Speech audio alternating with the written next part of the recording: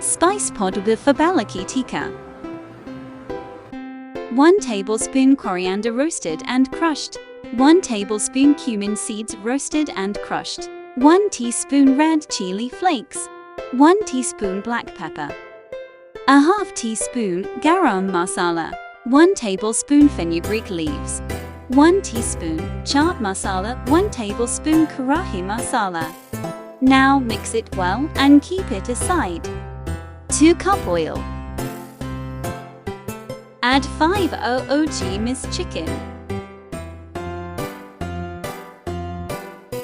Let it cook for 5 minutes.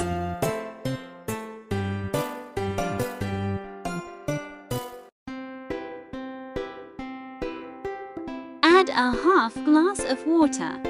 4-5 green chilies. Cook it for 3 minutes. Add 1 teaspoon salt. Cook until chicken is tender and color changed. Now sprinkle 2 tablespoon Balochi Tikka spice powder on top of it. Now add 2 tablespoon lemon juice and coriander leaves. Balochi Tikka is ready. Now serve it with some halwa, chapati, puri and raita.